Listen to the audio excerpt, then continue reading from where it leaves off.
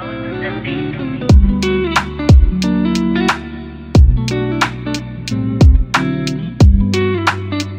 beautiful people of all ages, shapes, and colors, to another episode of the Hit Your Free Throws podcast, where we encourage you to stick to the basics. I'm one of your co-hosts, TV, aka TV on Basketball, alongside my co-host Jay, aka the Knockdown Jay. How's it going, my guy? TV, what's the vibes, bro? NBA offseason like kicked off crazy. Obviously, we got a lot of the coverage done. The dog days of the offseason are kind of kicked up. We're like, we got to get hype about summer league guys and stuff like that. But today, though, today, we switching it up on y'all. We've been hyping this up for a little while. We've been saying it in passing.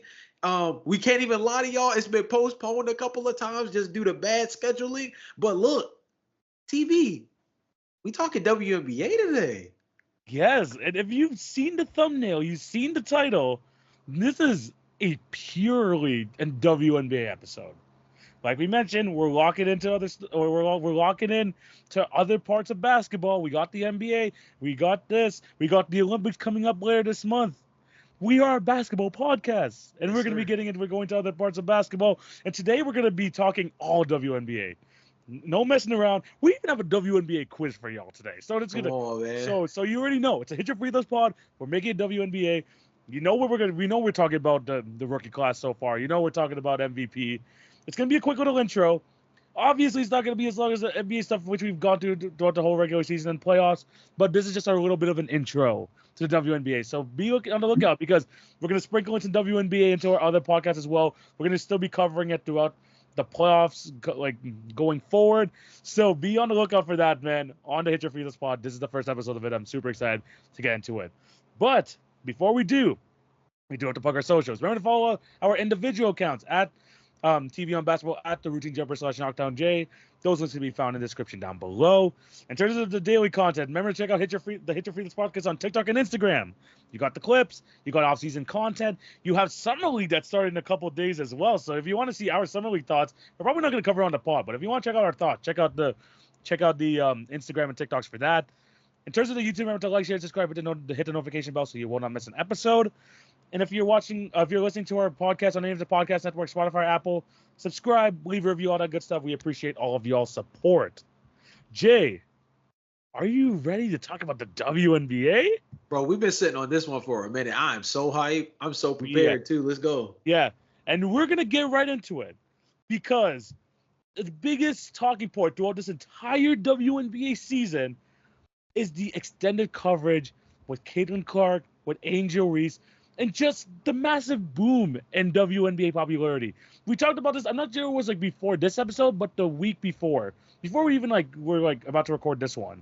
Mm-hmm. We said that the WNBA All-Star voting is 10 times it did in previous years. Was it something like that? 10 times, dude. It's 300 times. Bro, if you look back at the old ones, it was 77,000 votes for the top, the leading voter. Now it's 700,000-800,000 for the leading voters for leading votes for the All-Star selections. It is insane how good the coverage has been lately in terms of fans being more receptive.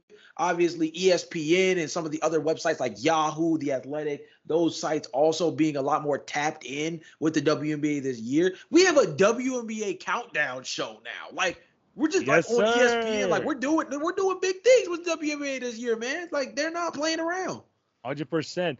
And we've got some big. We're gonna talk a lot about them, but we're gonna start with the Caitlin Clark coverage. They've been getting a lot of eyes. There's a lot of stuff going around about different talking points, whether it's valid, maybe there's stuff, maybe too many people going against Caitlin Clark, too many people defending it. Jay, what's your thoughts on the whole kind of boom of WNBA popularity? Okay, so this is where I view things from the very beginning. Now, I thought that a lot of the criticism around Caitlin Clark, specifically from her fellow peers in terms of players around the league, was a little on and off depending on who you spoke to. Yeah. Some were a little bit more intense about the rookie experience, right? The Mike Tyson, you never know until you get punched in the mouth aspect. Kind of was the way a lot of people, including Diana Taurasi, for example, was kind of the tone setter for that. Yeah. But there's people Chandy Chan, Chandy as well. Kennedy Carter as well. Yes, earlier on the season with that altercation that had happened earlier in the year. Like there were different aspects of the way that I assimilate this, and TV knows this, but we have to do this as a way to like make the WNBA assimilation to the podcast make sense by putting stuff in NBA terms sometimes. And the Caitlin Clark effect to me was a little bit like of a larger scale version of when Lonzo Ball came into the NBA.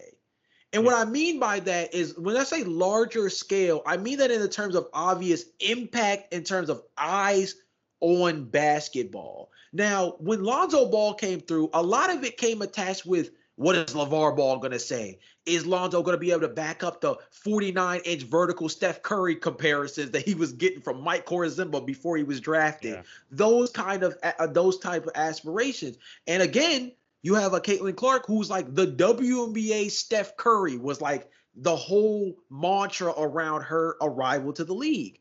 And so now we progressed to a point. She's produced. She's played at a really high level. She had her first triple-double recently this past week, and it was she's a dynamic player. She's top 5. I believe she's second in assists this year? Second in assists, yeah. Second in assists, still one of the better scorers in the league. I think she's top 20 in scoring this year. The Indiana Fever, if the season ended today, would be a playoff team. They would be in the first round, bowing for, a single game elimination, but they will be in the playoffs this year. Mind you, this is a team that just picked first overall 2 years back to back, would be making the playoffs, right? With really her as the main injection. Because they had Nalissa, they had Aaliyah Boston. This is the real influx of talent that changed Indiana this year. So then let's broaden that out. I think that there's 3 main pillars to the coverage around WNBA that's just made it a better overall product to keep up with this year. The first part of it is acknowledgement of the talent. I think it started with Caitlin Clark of, wow, wait a minute, they be shooting it like this over there? So now it got you thinking, wait. Then you see Arika Ogumawale. She shoots the crap out of the ball. Jewel Lloyd for Seattle. Yeah. Big time scorer. Sabrina Ionescu, who obviously we got to see play at a high level, not necessarily play, but 3-point shooting at the 3-point contest against Stephen Curry earlier this year. Yeah. Right?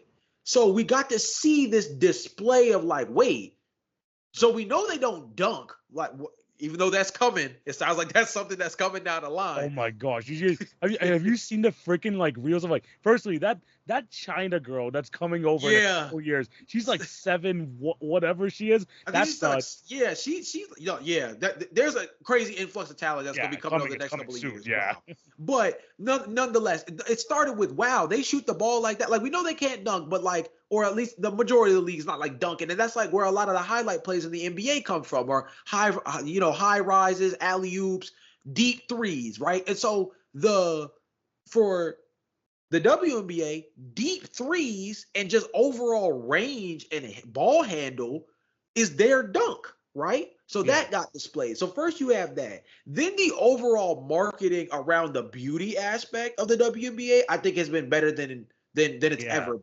Like they've taken league fits to a whole nother. I was gonna say no, their style is crazy. They have and I think and if you've really kept up with it, this has been something that's been kind of a consistent staple for these women. But this year in particular, I think they've done a much better job at really tapping into the femininity of the WNBA players rather than viewing them as just like muscular women athletes or try to view some of them as just like the pretty girl that has a basketball jersey. I think they've been able to find a perfect merger of like, when she puts that jersey on, it's a different demon. But guess what? When she take them sneakers off and she got to flip the heels and stuff, it's a whole nother ball game. Oh, when Cameron Brink was doing her like walk-ins before and the freaking fits that she had going on, you can't tell me, those were fire. Those were fire.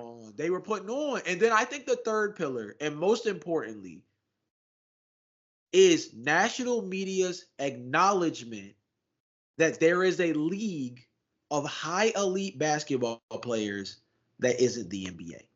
Acknowledging that the sister company of the NBA, under the same umbrella, obviously, being the WNBA, does exist.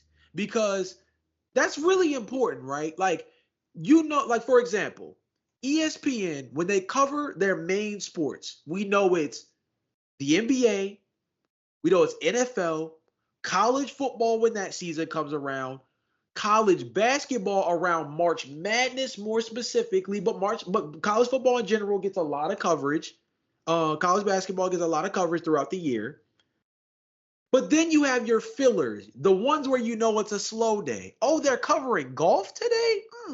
Interesting. Yeah. Wait, they have the WWE champion on First Take? Must be a slow day. Yeah. Those kind of things, right? But the WNBA was still not being factored in really, even during that time. Yeah. Now you have WNBA Countdown, WNBA Today. You have real dedicated, consistent writing from Yahoo Sports, with ESPN Plus, like these major networks really investing actual written audio and on-camera time to cover this league.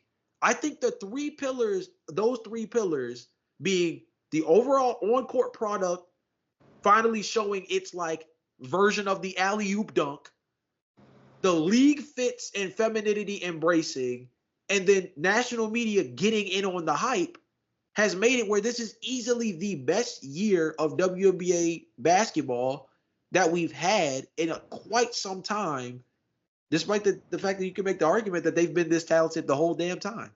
Yes, no, 100%. I'm going to get into the talent very quickly. Yeah. But we've seen this coming, right? We've seen this coming. And that started with the coverage of women's college basketball. And the fact that, let's be honest, it got more coverage than the men's side of things. Talking TV, you're not lying. You already know. So when Caitlin Clark is coming into the league, when you already have established names in this draft class, by the way, this is going to get bigger. Once freaking Paige Beckers comes into the league this year, it's just going to continue to grow. Yep. But you already have established names, and freaking Caitlin Clark, Angel Reese, and then you're getting some more eyes on that product. We start to know who Cardoza was. We start to know about all these other girls coming in. I mean, we know the girls coming in even in the following year with Paige Beckers. So once they come into the league, you already know there's going to be an influx of news outlets coming out here and covering the WNBA more. It's all about producing now. Caitlin Clark this year, arguably, we'll talk about this the Rookie of the Year battle soon, but she has been what has been advertised. Yes. Is she the best player in the league? No, but she is clearly going to be top player in the league status. In a couple of years, pretty soon she's going to be near there. She's a rookie. And the fact that the Fever are not this pushed over team anymore from the last couple of years is doing this wonders because they're actually having some sort of resemblance of winning. And then you got the Angel Reese aspect of things. Yes, they have a little bit of a rivalry, and that's what was dated back to even last year's college championships, especially obviously. But you have this ingrown rivalry coming in. I don't want to compare it to Magic and Bird yet, but I mean, kind of a Magic and Bird-esque sort of rivalry that's dated back to college. Yeah. Going into the WNBA. So you already have that narrative going. Then you have these two doing absolutely fantastic things this year. Angel Reese breaking the double-double record. Caitlin Clark, first rookie with a triple-double. They're producing at the highest level.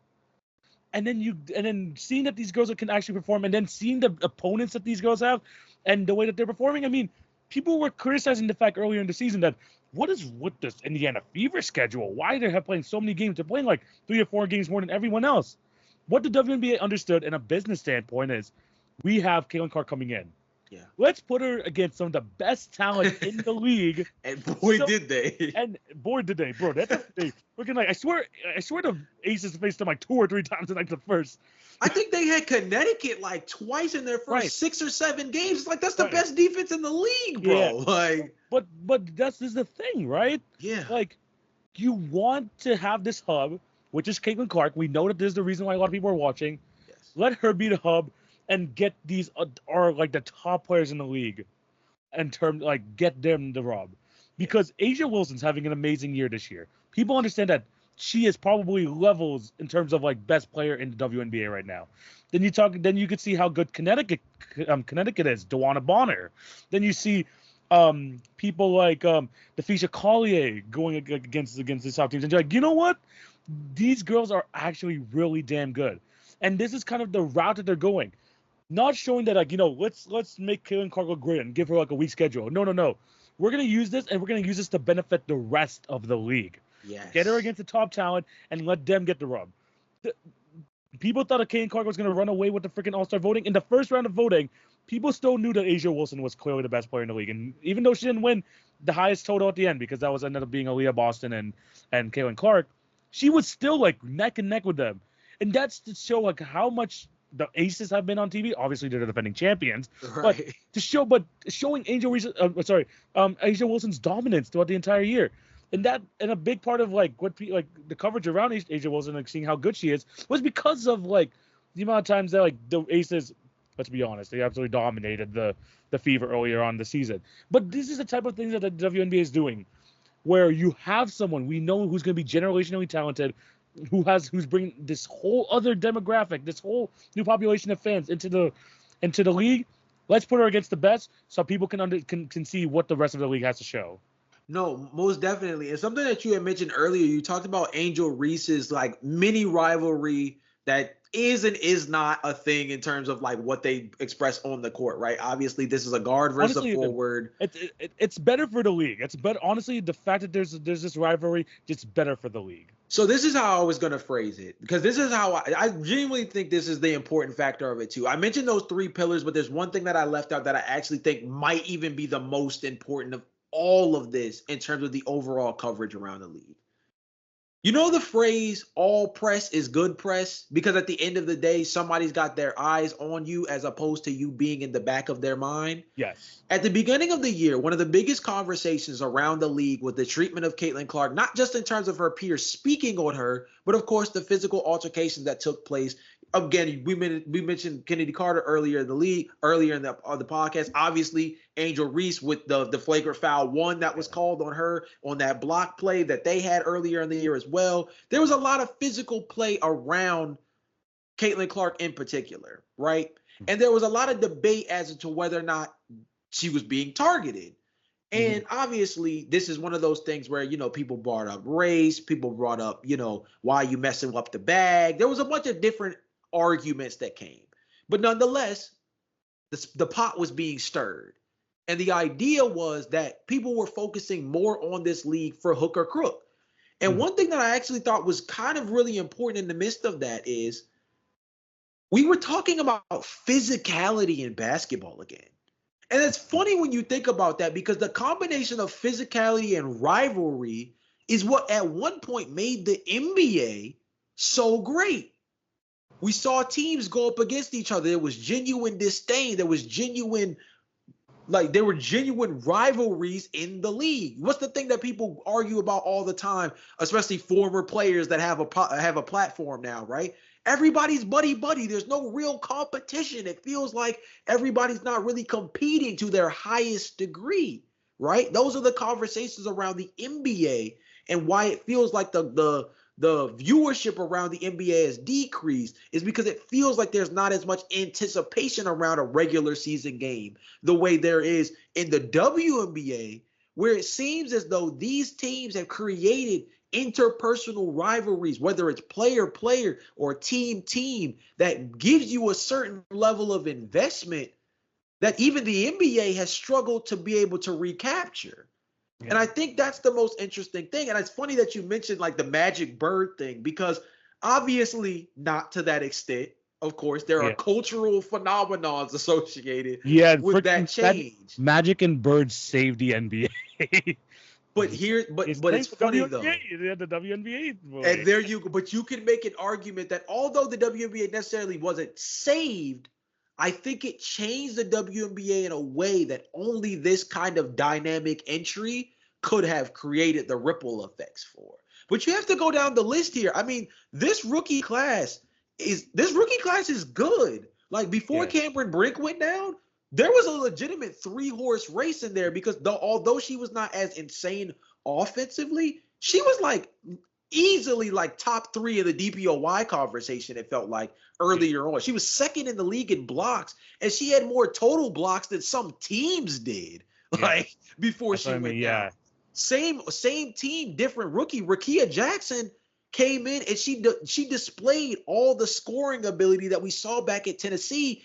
of why she was taken as like this 1-2 punch dynamic next to Cameron, as like, you bring the defense, you bring the offense. Wow, we have this dynamic duo that comes in for our team. And both of those players went from like, well, Cameron started instantly, but Rakia Jackson came off the bench and slowly worked herself into a starting role. TV, we've brought it up in passing about Kate Martin, one of the most intriguing stories, not just in WNBA history, but in sports. You started out as part of not being invited to the green room, so to speak. You were in bowl territory. You feel me? Yeah. You were in the building, but you weren't there.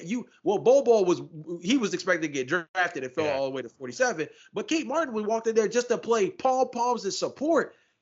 Shorty's getting real minutes on the defending champion Las Vegas Aces right now.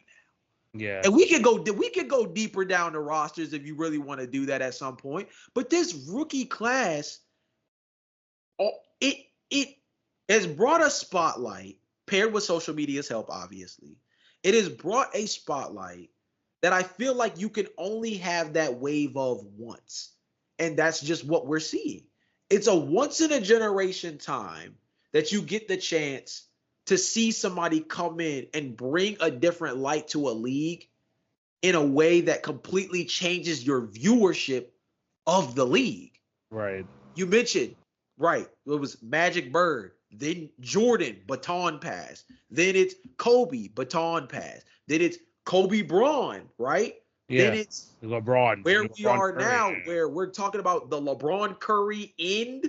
LeBron Curry, Kevin Durant, Kawhi. You go down the list of just like slowly descending into what's going to be the world of the Luka Doncic, Anthony Edwards. Jokic obviously still has a couple more years of real dominance, right? Like this baton pass, it happens all the time. And we saw Sue Bird recently retire. And I'm not calling Caitlin Clark Sue Bird, right? But what I'm saying is we see these generational guard changes happen, and they always mean more for the league when it happens. There's always another level that you can get to just by seeing that baton pass. And although it's not always smooth, it tends to always play for the better. And I think that this is one of those opportunities. And there'll be another baton pass when obviously Paige comes in next year, but a couple years down the line. People have made the argument that like Angel Reese and Caitlin are the Magic Bird, but Juju Watkins down the line in USC, she's the Jordan. She's the Jordan coming down the line, right? So we're going to continue to see this development, and it makes you only more and more excited for the fact that this league is actually going to get better, not just from a talent. TV, you live in a place that's about to get a team. We never thought that was going to happen. Oh, yeah. And when I tell you, I mean, like, I'm already thinking of being, like, a season ticket holder, especially because it's only happening, like, we're going to have, like, what, 15 to 18 games here in Toronto, because there's going to be a couple games in, like, you know, other parts of Canada. Yeah. But the fact that there's a chance to have it here is just going to even, like, grow to, like, other countries. Fantastic. Yeah. And like you mentioned, it's just the natural progression of a sport, natural progression of a league. This is just the next step, and of course, there's going to be more steps going forward. Yes. But moving on to the next topic, you mentioned the rookie class. I think this is a great time to discuss who wins Rookie of the Year. Yeah. Because you talked about it was a three-person race earlier, and then Cameron Brink went down with an injury, tore an ACL. It's heartbreaking. 15 games in the league, freaking tears her ACL. And we talked about how freaking bad injuries are for like centers and bigger guys. Cameron Brink is like, again, one of the tallest girls in the NBA. Hopefully she can bounce back from this. Right. We haven't seen something like it's a big time injury. Hopefully she can come back and she's like healthy for next year. But after her absence, it's gone down to Angel Reese, Caitlin Clark. Obviously, we talked about some of their big time performances they've had, big time seasons they've had, and the fact that both players have their teams in a playoff contention right now. Yeah, it's pretty big. Obviously, this guy, they still have some good players there. Kennedy Carter, she's freaking the leading scorer so far this year. Alongside Angel Reese, who's having a fantastic season as well. But Jay, we were talking about Rookie of the Years, this two-man race. Who do you got winning? Maybe it's just because I live here in Maryland, so I might be partially biased. I'm going with Angel Reese. And I think the reality of this is, if I'm going to just be blunt with you, there is a popularity contest aspect to this. And in that case, it's still neck and neck. Just if you're It going, is. even if you're going off the court and you're just worried about like who is more like appealing to national media, there's still a neck and neck race there. I think there's a world where honestly this might come down to team success. And that's weird when you talk about the rookie of the year.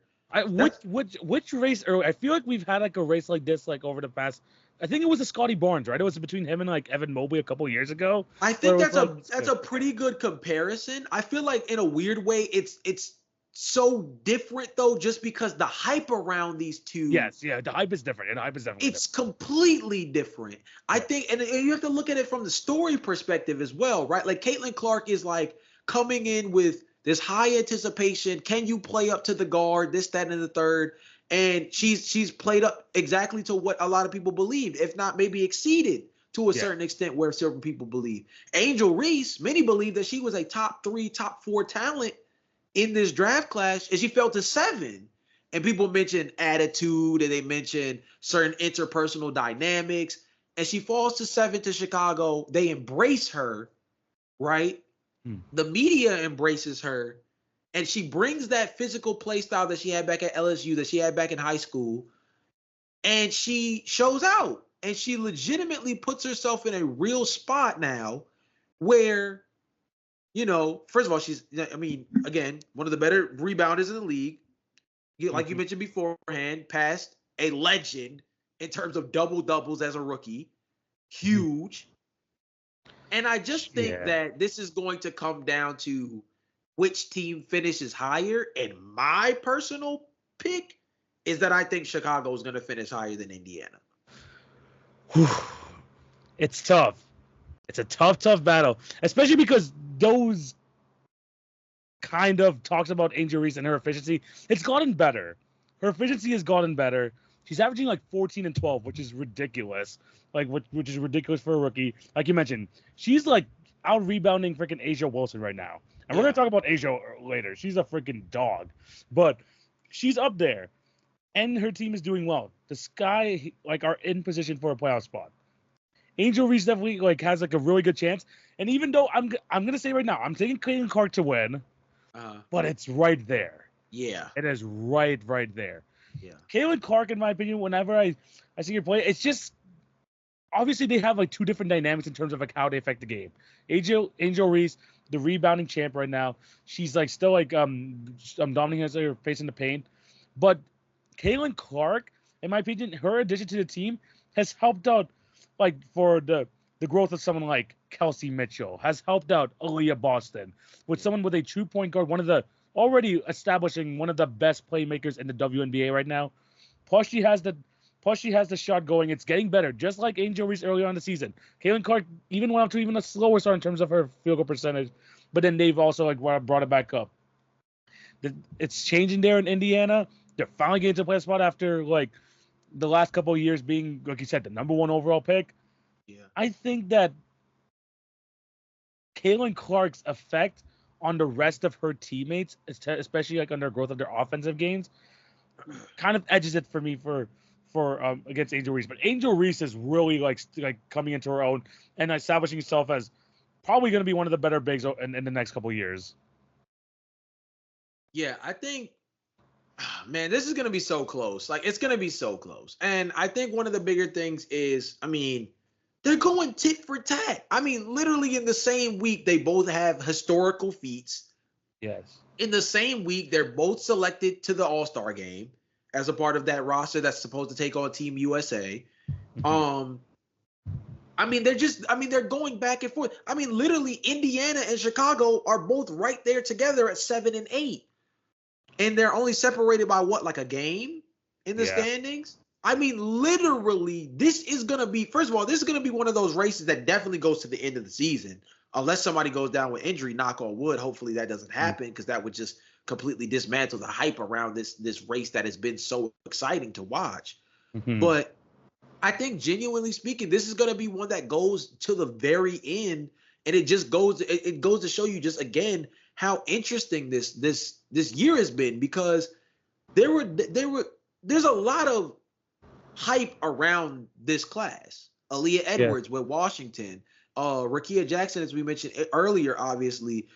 Cameron before she went down. There's more players that we can get into. That'll be something that maybe when we like do further WNBA episodes, we can kind of start doing real evaluations on like the rookie seasons of other players outside of like the two that we're talking about right now. Mm-hmm. But it just goes to show you, like you said it earlier, Angel Reese has nearly a full rebound ahead of Asia Wilson, who most people might have as their leading front runner for MVP right now. Yeah. Like, that's crazy. That's crazy to think about. But then you have Caitlin Clark, who is literally above like legends / like real all-star talents in Skylar Diggins-Smith and Sabrina Ionescu as like the second best like passer in the league in terms of assist wise, but behind only Alyssa Thomas, who literally is like the Russell Westbrook of the WNBA when it comes to triple double running. Like, she literally, I mean, they call her triple double queen for a reason. I mean, she's literally like, I mean, historically, she's like up there in terms of like total triple doubles across her entire career. And this is somebody that you're going like tit for tat for. You're literally 0.5 behind one of the best passers in terms of facilitating an offense in the league right now. And then, of course, we know what she is as a three-point shooter. Talking about Caitlin Clark, we know who she is as a three-point shooter. We know who she is like as an off-the-dribble like creator. There's a lot to love about these two, and I'm not gonna be mad regardless of who wins. I'm going with Angel Reese out of bias, but I'm not mad at whoever wins. Let's be real. Yeah, I'm just glad it's a good race, because it would have been a whole different conversation, especially what we talked about earlier, if it was like, Angel Reese wasn't having as good of a season. Maybe she was having a solid season, even if it's something like a 10-8. She's having like maybe near, but Caitlin Clark with the more opportunities, the better stats, was clearly going to win. Yeah. Angel Reese has really put like a real scare into this Rookie of the Year race, and she's actually producing for a playoff team. So both guys, both in playoff matchups, both players here having historic level seasons for a rookie. It's going to go to the very end, like you mentioned. It's going to go to the very end. It's going to be interesting to see who comes up on top. I got Caitlin, you got Angel Reese, so it can really go either way. Yeah. And I'm just glad that Angel Reese is finally getting some of that love too, especially with like the earlier like kind of narrative around her. She's actually like really improving her game throughout the season. It's just getting better and better each time. So I love to see it. You love to see it. Yeah, honestly, if I think there's a more likelihood that you're right. My greatest analogy to the way this rookie class is gonna go in terms of who wins Rookie of the Year, the LeBron James Melo year. Melo might have been more deserving. Melo's team even finished in the postseason while Cleveland had missed it. But the admiration of LeBron James that year, it superseded everything in terms of just the overall like production. Like the aura around it mattered almost as much. I think the difference about this though is Angel Reese has an aura about her too, so that's what's gonna make this one even. This might even be more like, this might be arguably more special of a race than even that when you think about just like the overall like social media contribution and everything else that's gonna just like gas this thing to the very last game. 100%. But we go from the rookies, and then we move on to the best players in the league. Yeah. Jay, we're talking MVP, and we had a little bit of a discussion beforehand. Yeah, who we have here. There's some players here that we want that maybe we can like put into the mix. We got a Breanna Stewart. We got Sabrina, who's having. I mean, I talked about it before the pod. She was like a borderline top 10 player last year, really coming to her own this year, almost like a top 5 player in my opinion. You've got, Nafisa Collier. You got Nafisa going there. Sadly, she went down with injury. Hopefully she gets better soon. There's a lot of great candidates, Jay, but who do you have winning MVP? Okay, so here's how I'm going to phrase it. If you had asked me this 2 weeks ago, I would have said Nafisa Collier. Easily. Now, caveat, I told TV this off the pod. Yeah. Of my favorite players in the WNBA, I have 5 favorite players. That might be something I share as part of a TikTok at some point for y'all. But of my 5 favorite players to watch in the WNBA play basketball, Nafisa Collier is in my top 3 in terms of favorite players to watch. So I am biased to an extent. But let me give you the stat line of where she lands as of right now in terms of her stats before going down with this plantar fasciitis injury, which hopefully, A, she will be able to recover from, but B, with the Olympics coming up, she'll have about That's a gonna month to help. potentially. That's gonna help. Yeah, that's going to give a decent amount of space where she should be able to come back. TV actually made a really great analogy off pod relating it to the Kawhi Leonard injury of a few seasons ago, where it is something you can play on, but the timetable is interesting. So that's going to be something to obviously monitor, especially if you're a Minnesota Lynx fan. But Nafisa is 20 points, fourth in the league right now. She is 10.2 rebounds, fourth in the league right now. 1.5 blocks per game, fifth. 2.2 steals per game, tied for second. These are all career highs across the board for her. And the Minnesota Lynx, they come off of beating the Connecticut Sun as part of the Commissioner Cup earlier in the season, or like honestly, super recently. It just feels like it's been a minute since that game happened. But they win the Commissioner Cup. They're third in the WNBA in terms of record right now. Point differential wise, they're one of the best teams in the league behind literally, I think it's like New York is in a class of their own. No, I think them and Connecticut are like both like tied for number 1 in the league right now. Yeah, like it's one of those things where like, but think about it from that perspective. Minnesota was viewed as like a bottom 6 team in the group. Yeah. Out of the 12 teams, Minnesota came in ranked anywhere between 6 and 8 on a lot of people's preseason rankings. Right? Middle of the pack team. They're third in the league right now, and they have one of the best point differentials in the WNBA. Yeah. A'ja Wilson and the Las Vegas Aces, they came in with expectation. They came in as 2-time defending champions, for God's sake, right? So the slow start, obviously they got to a slow start 5-5 earlier in the year, and they went on a tear. Again, you mentioned it off pod, but we're going to bring it to light here. They've been on a complete heater the last 2 weeks, which is where this all really stems from. Yeah. And that's really changed the dynamic. I think that Nafisa still has a legitimate shot to make a real argument for MVP this year because of the fact that I think that usually when an MVP candidate goes down with injury, they become out of sight, out of mind as the other MVP candidates continue to build their resume. The bright side is she's going down at a time where the Olympics are taking place, and we're not factoring in Olympics contributions to their WNBA resume this year. So she has the chance to go down with this injury, nurse herself back to health, come back in time after the Olympics to be able to help with the final playoff push, and still make a legitimate like run at the top spot for MVP this year. Now, all my caveats aside, me and TV, I think, agree. A'ja Wilson got this thing in the bag, unless Nafisa Collier does something crazy when she comes back. Bro, I'm gonna tell you, this is how I'm gonna say it, right? And I use this analogy off pod. LeBron James, right, really should have won 5 MVPs in a row if you really think about it. And I hate to do this to your boy, but even though it was LeBron's first year it was LeBron's year there. Derrick Rose wins MVP. He, of course, was the number 1 seed in the league. But LeBron, if you think about it, best player in the league still. The Miami Heat started like a 50-win season that year. Yeah. But Derrick Rose won it. We don't want to do the same to A'ja Wilson here. I know that, the Lynx, great story. Obviously, you said bottom. People thought they were a bit of a middle-of-the-pack team. Yeah. Nafisa has been awesome this year. I am not denying that. She has been amazing. But A'ja is on a whole nother level, my guy. And I don't want this to be a situation where it's like LeBron has like these like ridiculous seasons and you just kind of get tired of seeing it. We should not minimize how amazing A'ja Wilson has been this year. 27 points per game, second in the league in rebounding, 50% from the field, almost 40% from 3, multiple games with multiple 3s, by the way, 86% from the free throw line, 1.5 steals. Like, it's I could keep going on and on about her. Yeah, I'm looking at the stats myself as you're like reading them off, and I'm like, wow, this is insane though. She is insane.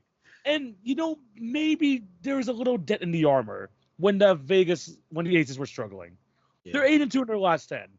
Yeah. In a couple, I mean, of course, like the Lynx are gonna miss Nafisha over these next couple weeks. There's a chance for the Vegas to retake that number 1 spot, and this is all just elementary at this point. Asia Wilson is the MVP this year, and she could do it on all 3 levels.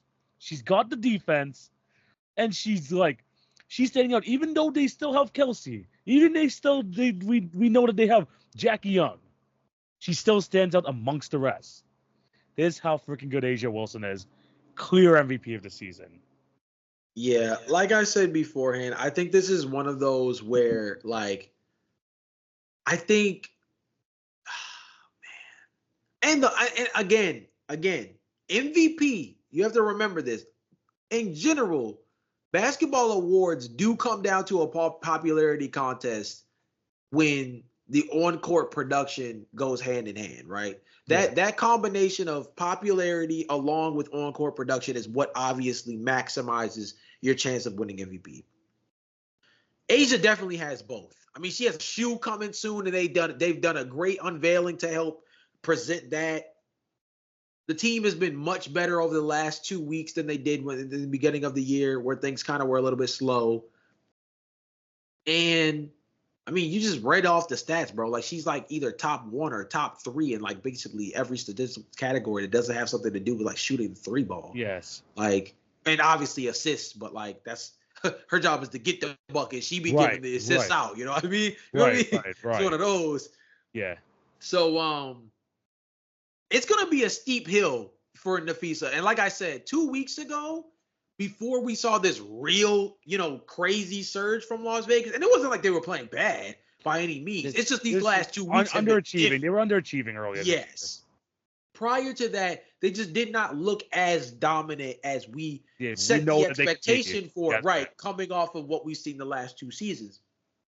So it was a little bit different. It was a chink in the armor that felt like it gave real opportunity, especially when you see how good Connecticut's doing with DeWanna Bonner and Alyssa Thomas and Brianna Jones. Like, you see them, Dejanay Carrington, who I gave a lot of praise to. We were talking off pod about, like, I believe that I think she has a real case. Like, first of all, she's an all WNBA defensive player, 100% on the guard, like just at the guard spot. Definitely an WNBA all defensive player. But I think that Dejanay Carrington is also like a legit front runner for like most improved player this year. Yeah. Right. So Connecticut makes the Commissioner Cup game.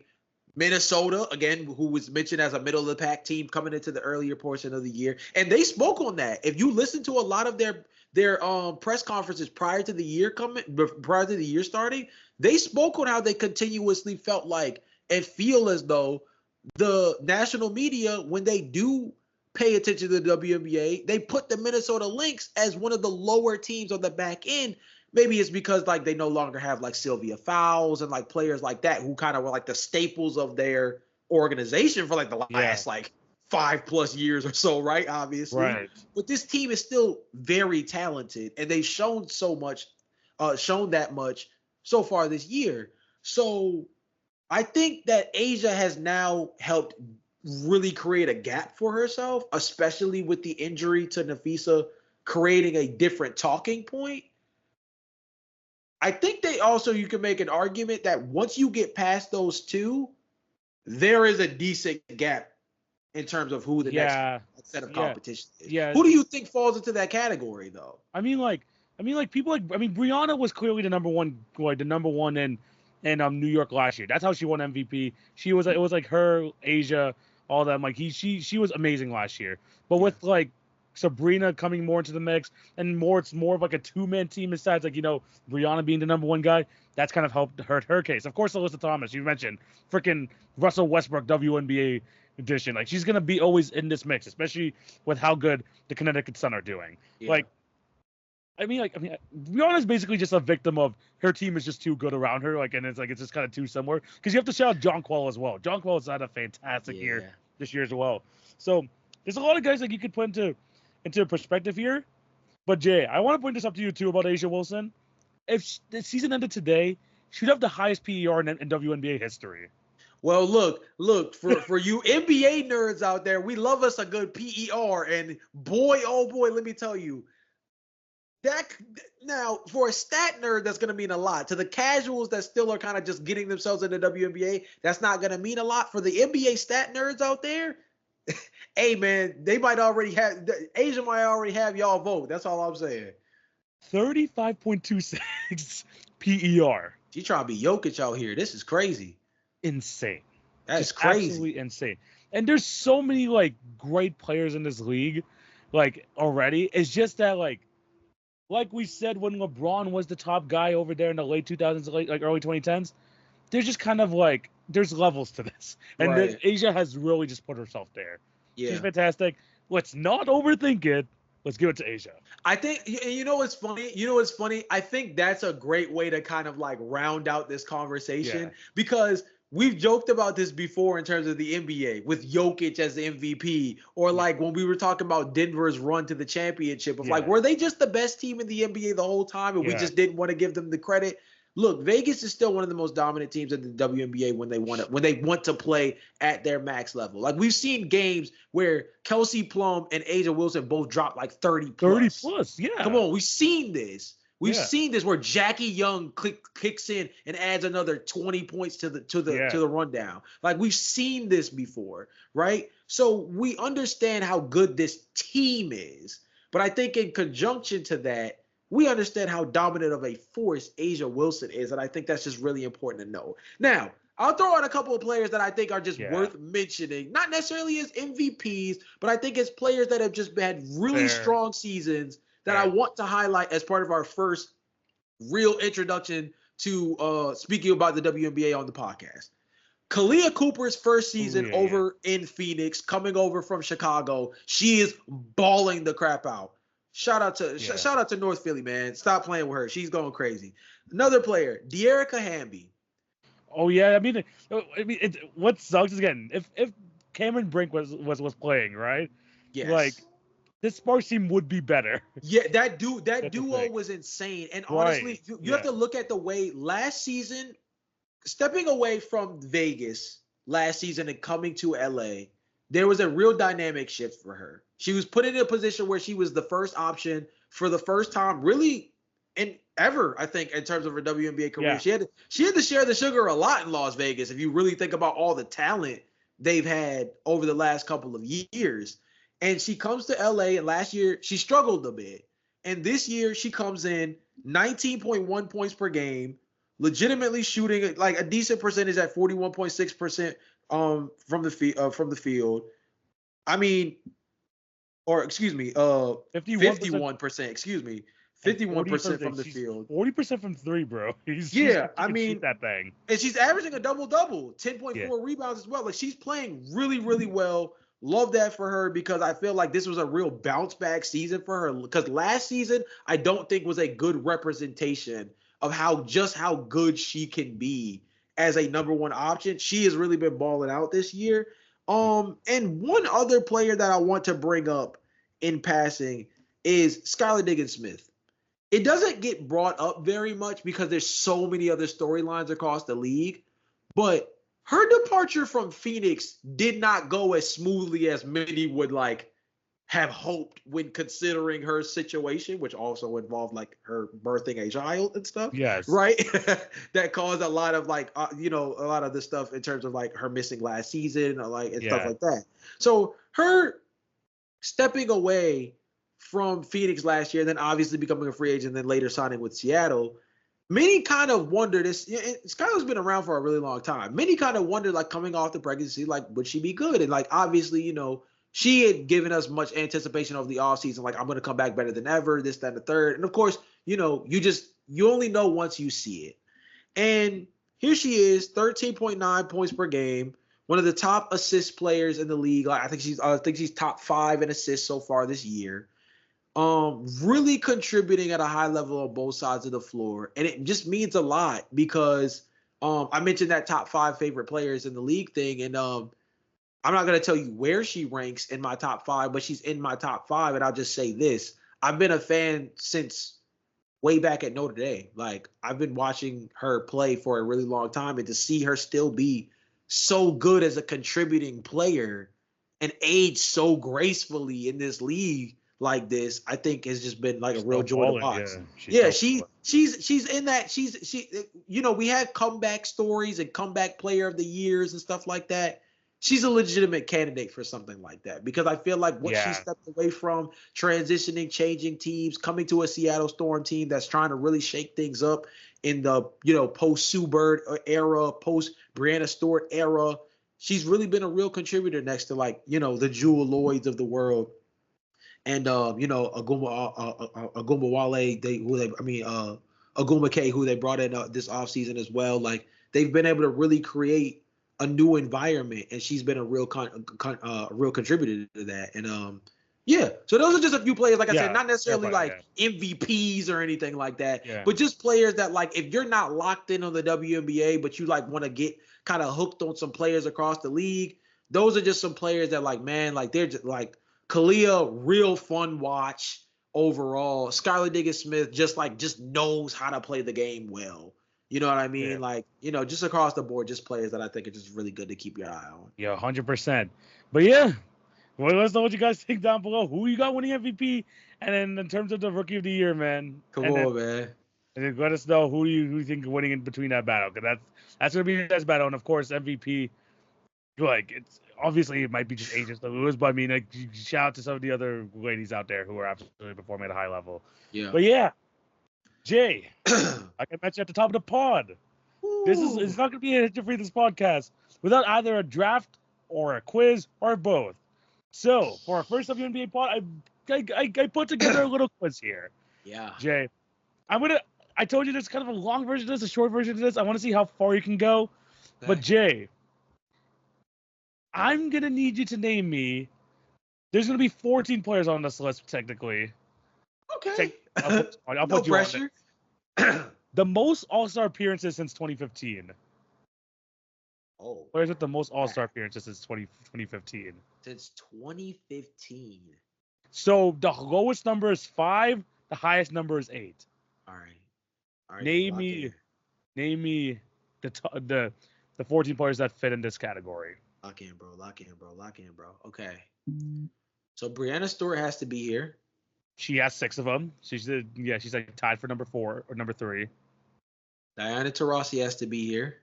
Diana doesn't make it. What? She's only made 4. Okay. Well, okay, since 2015. 2015, yeah. Okay. Well, because Diana's been doing it forever, so yeah. Yeah, right. So I guess I would kind of just bank that one in. Is Jonquel Jones here? At number 5, tied for number 8. Okay. Is Tina Charles here? Tina Charles also has 5 of them. Love that. Is this one's tricky because injuries play. Is Elena Della Dawn here? Yeah, she is. She still has 5 of them. She still got 5 of them. Notice I had 2 Washington players back to back locked in.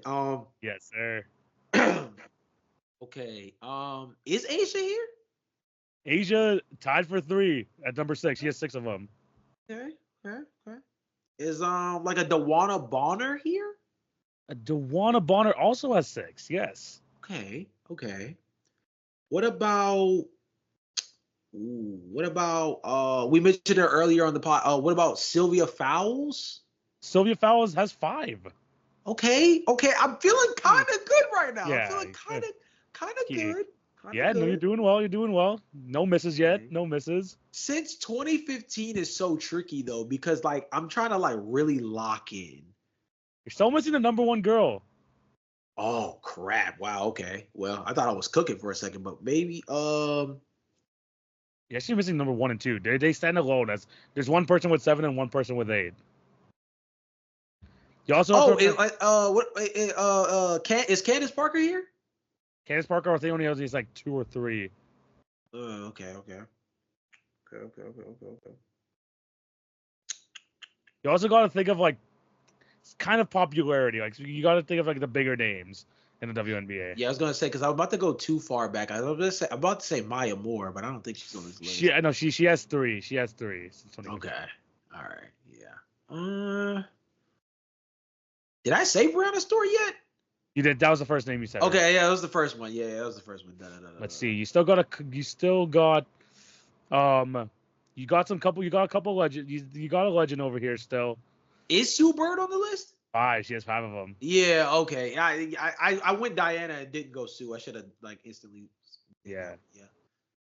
Still some of the top guys in the league here. Some of the top girls in the league here. One of the people that you went into depth with earlier. Oh dang. Oh, is it Skylar? Skylar also has 5 of them. Oh wow. Oh, I gotta start remembering just how far back 2015 is. First of all, because like I'm thinking in much smaller of a group than I'm actually giving myself credit here. Actually, so let me like really get in my bag real quick. Okay, how many am I missing? You're missing number 1, number 2. You're missing, let's see, 2 people with 6, and you're missing 1.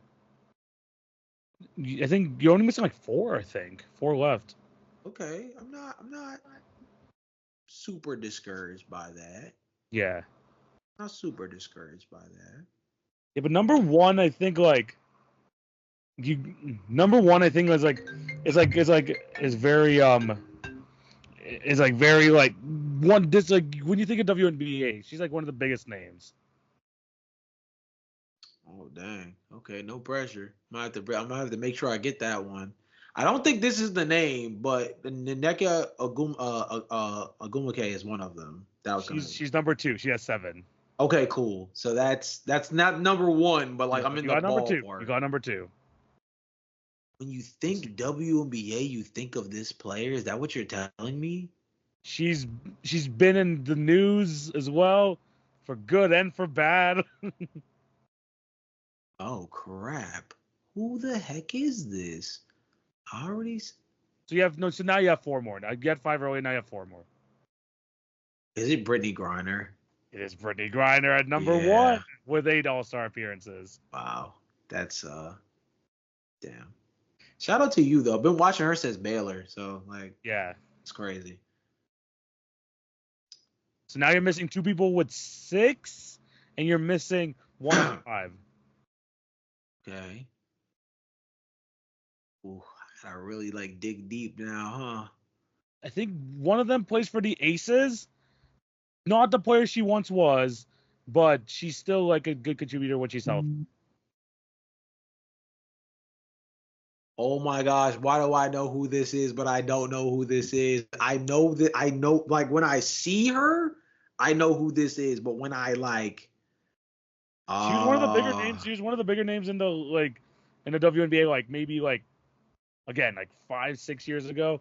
But the Aces just got really good, and she's like, in and out with injury. In and out with injury? What the heck? Yo. Now I'm almost like confused on what you're talking about, because like as locked in as I am, I'm also kind of like, you know what I mean? Like she's only played like 8 games this year for the Aces. Oh, really? Okay. That clears up a lot actually, because that means she hasn't played a whole lot. Who are you talking about though?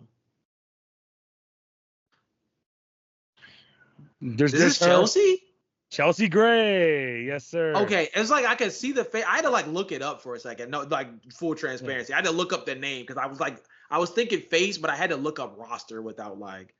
Yeah. I had to put name to face. I'll be honest. That was like the first time I've ever like really needed to like put name to face, like to the point that I was like struggling. Yeah, for sure. All right, we got 2 more left. One of the the last women here near the top of the MVP discussions, and you also got one player here who's on like one of the top teams in the WNBA right now. Okay, let's go back to the standings, because that'll help me out here. Let's go back to the standings. Okay. Jewel Lloyd just made the All-Star for like the first time recently, so it's not her. Okay. Well, Jay, I will tell you right now, she has 6 of them. Wait, really? Jewel Lloyd has 6. Oh, I'm tripping. I'm like, wait. Okay. You know what? I actually, you know what? I know who I'm talking about, and it's not Jewel. It's not Jewel. Yeah. It's not. Yeah, Joel Lloyd has 6. Yeah, no, it's not Jewel who I'm thinking about, who just made their all-star breakout recently. That's a TikTok idea. That's neither here nor there. And now you got one more, and she's like near the top of the low key. We were kind of dissing her earlier, but she's still like one of the top players in the league.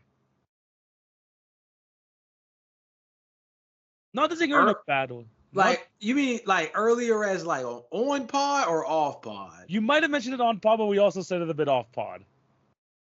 Oh, Enrique? Not Enrique. Okay. So it's not a she's also on one of the top teams in the league.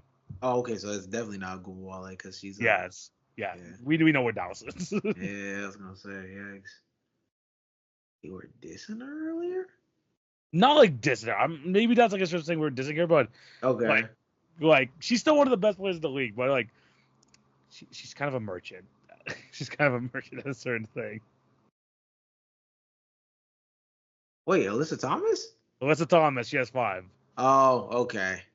Oh, I see why you said okay. Yeah, no, it wasn't a diss. It wasn't a diss. But I mean, it wasn't a diss. It's just funny because because when you talk about so this is the explanation, because me and TV were talking about this off pod too. So I'll just go ahead and kind of like share it a little bit. But basically, what we were saying about Alyssa Thomas was, if you look at the MVP ladder for the WNBA right now, basically, it was Asia Wilson, Nafisa Collier, and then it was Alyssa Thomas at 3rd, or like 2A, 2B type of ranking. Yeah. And so what me and TV were talking about was the idea that it felt like Alyssa Thomas was so much like, it wasn't that she wasn't an MVP candidate, but I thought that when you look at the overall statistical output for her, in comparison to those other two, it felt like her being at 3rd was just a little too close when you look at like Breonna Stewart being the leading scorer on the best team in the WNBA with the highest point differential in the league. Or like, I mean, shoot, even Asia Wilson's teammate, Kelsey Plum, has been like insane this year. That's what I mean. Right? Kelsey's been great, yeah. But yeah, Kalia Copper obviously brought her up earlier. Like there's these, I think I called her Cooper earlier. Yeah, Cooper, yeah. It's Copper. I think yeah. Earlier. Jesus Christ. Nonetheless. But yeah, like there's just so many other people that I feel like there's just so many other people, not so many, but like Alyssa Thomas at 3rd just felt like it was like way too high to me in comparison to like where we're at with MVP. Yeah. And so like that's just kind of like the discrepancy. For sure. But yeah. Definitely. So for still shout to Alyssa, she's still 5 All-Star games. Jay, you completed the list of getting the most All-Star appearances since 2015 NBA. First WNBA quiz. You go. You made it out of there. Man. Oh yeah. But yeah, I'm gonna have to start studying up, man. Jesus Christ. 100%. But yeah, Jay, this is the end of today's episode. We got through our first WNBA pod, and like we mentioned, this isn't gonna be the last you're gonna hear of it. We might have some, WNBA centric pods. We're gonna mix it in with some of the evergreen topics we're gonna have going forward as well. So we're gonna be talking about it throughout the season. We're gonna even talk about more when it comes to playoff time as well. So be on the lookout for that. But yeah, expect more of this. I love talking to WNBA right now, and I'm excited to see what we're gonna be able to do with this content going forward. Yeah, I mean, I really enjoyed myself. I know that this isn't one of our like longer episodes or anything like this. This is much more of like an introductory episode to like kind of just gauge how you guys feel about us covering the WNBA, and something that we might be able to like really extend upon, like, as we go into the postseason for WNBA next year, in terms of the league getting even more coverage and even more hype. With the second year of Caitlin Clark and Angel Reese and the new rookie crop and all that great stuff. So we're just kind of reading the room, trying to figure out, what you guys are interested in, what you guys aren't interested in. But at the same time, more than anything, I just hope you guys respect the grind, bro. Like, I mean, I know that we're NBA heads, and I think we've shown that in many ways through the quizzes, through the draft, through our analysis on game-to-game basis, and just overall open topics. But I thought we did pretty well today, TV, in terms of being able to talk about the WNBA as two guys who, like, I don't think we just picked up the WNBA like this year. Like, I don't think we're that casual in that sense. I've been watching the WNBA a little bit longer. We talked off pod. I've been watching it a little bit longer than you or whatever. But I think we both have done relatively well, to start out in terms of like talking about this. And I hope that we only get better as we continue to cover this game. Yeah, 100%. This is like, I'll say this is the most locked in I've been on the WNBA. Obviously, like I've been wanting to do this for years, but especially with the introduction of the WNBA Toronto team, which is coming in 2 seasons, I'm super excited for that. It's giving me a bit more interest in it, wanting to watch that team more, just trying to see where the landscape of the WNBA is right now, and to see like where the Toronto eventually fits into it. Of course, we have also the new Golden State team coming next year as well. So the WNBA is growing, popularity is growing, the league is growing itself. So good time to get in. I'll say it's a good time to get in right now. But yeah, it's been an awesome episode, Jay. Any final thoughts to tell these people before we sign out? Lots of content coming soon, man. I feel like we say this every single episode. Some stuff happens, some stuff doesn't. But I mean, right now, like we're just in a really locked in space. We already have our next couple of episodes planned out. Stay tuned because we got some spicy ones coming up. Spicy topping. Yeah, got some spicy ones coming up down the line. And stick to the TikTok, stick to the Instagram. It's been a little slow over there. Obviously, free agency was a lot more dynamic in some ways, a lot less dynamic in others. So it's a little bit slow over there at the moment, but stay glued to the TikTok. Summer League is starting up. It's already kind of in full gear. We all know Vegas Summer League is where it really gets popping though. So we'll see you guys on Friday because we are going to be tapped in.